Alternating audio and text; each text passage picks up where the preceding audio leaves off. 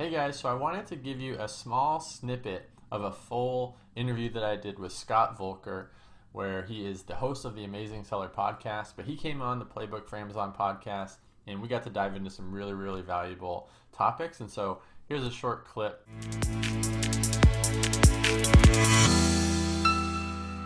that a lot of the clients and prospects that we've talked to, they'll say, okay, yeah, I can write a blog, but at the end of the day, they're not getting traffic to it. So, like, what are the best tips that you have to drive traffic to it? Is it because you need to be an expert in SEO and all this stuff, or like, what are the basic ways to, even drive traffic?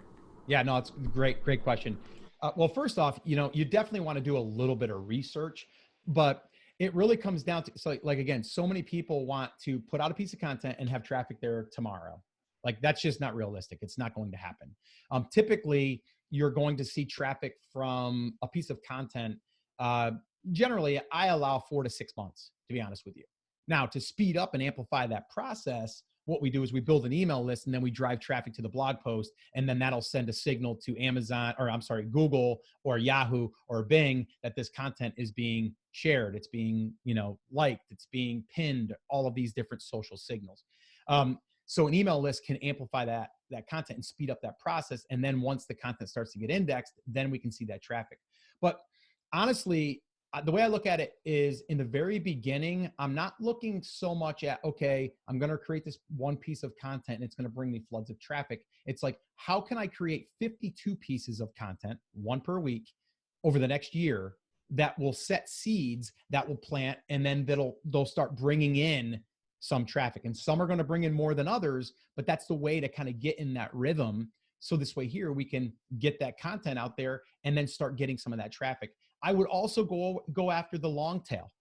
I would go after, how to play guitar or how to play acoustic guitar 6-string. Like I'd go after that post versus like how to play guitar, right?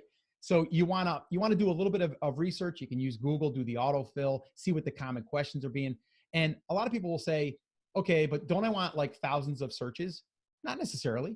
I mean, you can look, it's going to be a guesstimate anyway. It's just like if you look at any type of tool for Amazon, they're not exact numbers. They're going to be close or maybe, rough. But the way I look at it is if my market needs to know that, then I'm going to create 5 posts about how to play an acoustic guitar, scales. I'm going to show them how to do a picking exercise. I'm going to show them how to play certain songs or whatever, right? Like those I know that my market's going to want and need anyway. So I'm going to create it regardless if I think it's going to get traffic. Does it make sense? Yeah, that makes perfect sense. I'm making a resource that if someone asked me a question, I'd be like, here's the quick answer, but go here and it will give all the details, right?